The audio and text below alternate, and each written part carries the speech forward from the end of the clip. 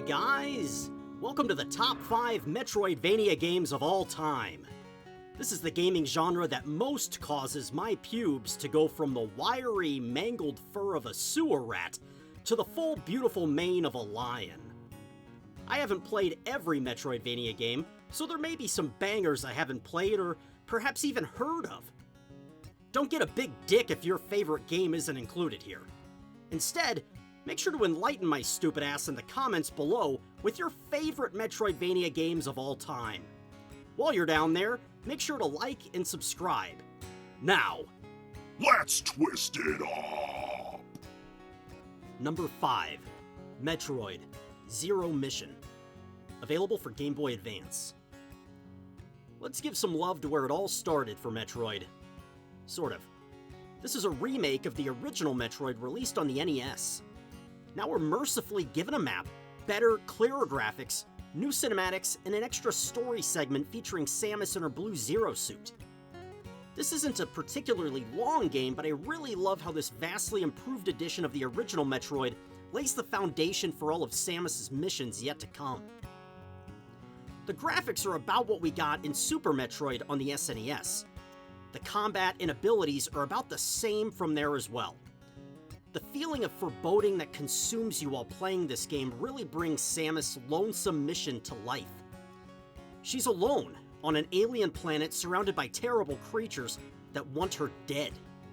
It's a pretty dreadful feeling that persists throughout the entire game, adding to the appeal. The soundtrack is dropping killer tracks all game as you shove Samus' arm cannon straight up some space pirate's poop chute. This is where Metroidvania genre officially began. If you find yourself playing through Hollow Knight, Dead Cells, or the Ori games, you owe it to yourself to experience where the Metroidvania magic began. It's right here, on Planet Zebes. Let's revisit this beauty and leak some hot piss all over Mother Brain together. If we accidentally cross piss streams, so be it. A little splash damage never killed anybody. Number 4.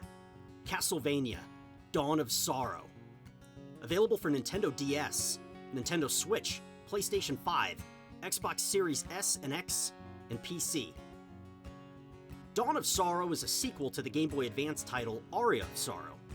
Soma Cruz returns as our protagonist, using all of the gameplay elements from the first game, plus a few others. The graphics are improved on the DS, the story is deeper, and the combat is the best of the DS Castlevania titles, and by a fair margin too. There's an experience point system in this game which sees Soma increase his statistics with each level gained. Soma will equip all sorts of fucksticks, from swords, axes, and spears, to handguns and grenade launchers, making it so there's no limit to the number of ways you can increase the diameter of a demon's butthole. Aside from the weapon selection is the tactical soul system. This allows Soma to equip various enemy souls to use their special moves in or outside of battle. Think of this as a type of blue magic if you're a Final Fantasy fan. The tactical soul system further opens up Dracula's castle to unlocking more ways of exploration. If you find yourself light in the Nintendo DS department, fear not! The Dominus Collection, featuring all 3 incredible Castlevania DS games, was released in 2024 on modern consoles. Pick this shit up on the cheap and start dicking down some demons. Number 3. Blasphemous. Available for Nintendo Switch, PlayStation 4, Xbox One, iOS, and Android. For twisted are the paths of the miracle. This game is really fucked up. Our hero, the Penitent One, fights through a world heavily influenced by Roman Catholicism, where religious symbols and images are twisted into horrible creatures that you must destroy. It's a pretty creepy game, but the creepiness is what spurs you on out of curiosity. The art is really beautiful here, though. The combat is difficult and requires actual skill. You won't be mashing the attack button like in Castlevania. You'll actually have to timely guard and dodge to avoid your enemy's deadly attacks. The platforming elements are really tough in this game too. Yeah, this game isn't for the faint of heart. It's severely frustrating and can drive you to consider why you shouldn't just abandon all hope and step blindfolded into oncoming traffic. If you have the patience and the skill to push through, you can survive this game and see its beautiful ending.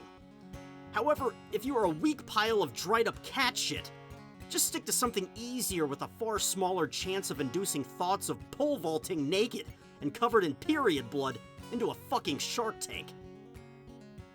Number 2. Super Metroid. Available for SNES, Nintendo Wii, Wii U, 3DS, and Nintendo Switch. This is pinnacle Metroid. The first 2 games on NES and Game Boy are regarded something close to the last bit of urinal cake in a rest stop shitter. However, this game takes the ideas presented in the first 2 games and gives you a fucking map for once, and sets you off into the unknown of Planet Zebes. The greatest part of Metroidvania games is the unknown of what lies beyond the next door. Super Metroid took this concept and injected a syringe full of Mike's secret stuff straight into your boner. Samus is better than ever here, and the SNES graphics are awesome. This is a game that I would actually prefer they not remake or remaster. It's essentially perfect as it is. Unlike most of the other games on this list, the story actually made me care about the characters here. I actually shed a tear for a Metroid, which is essentially a faceless floating brain with little crab legs. What the fuck, man? If you don't want to play this because it's old or something, then you're missing out on a killer ride. Grab this any way you can and start shooting some fucking space pirates. Number 1. Castlevania, Symphony of the Night. Available for PlayStation, PSP, PlayStation 3, PlayStation 4, Sega Saturn, Xbox 360, iOS, and Android. What is a man? A miserable little pile of secrets! I never did learn this deep piece of wisdom in school. Maybe if we spent more time on the study of the human psyche, as perceived by a centuries-old vampire lord, society'd be in a better place. Instead, we spent months learning the Pythagorean theorem, the scientific method, and memorizing the capitals of all 50 states. I've played this game more times than Leonardo DiCaprio said, "The way of the future." Way of the future. The way of the future. The way of the future. The way of the future. With so many weapons, spells, and pieces of armor to equip, there's virtually no end to the multitude of ways you can play this game. The music is excellent and builds the dark ambiance of Castle Dracula perfectly. Alucard is by far Castlevania's coolest protagonist. He's just so frickin' badass. The plot of having the son of Dracula journeying to slay him is intriguing to say the least. The other Castlevania plots are fine, but this one just hits different. The Belmonts are about as interesting as a pool of piss gathering beneath a urinal by comparison. If you haven't played this yet, you've been lost in the woods longer than Rip Van Winkle. Quit screwing around and play this masterpiece already. And if you already have played it, play it again! The way of the future. The way of the future. The way of the future. The way of the future. That does it for my top 5 Metroidvania games of all time. Now, if you wouldn't mind liking, subscribing, and commenting below the games that you consider the best ever Metroidvanias, I'd appreciate it. Thanks for watching!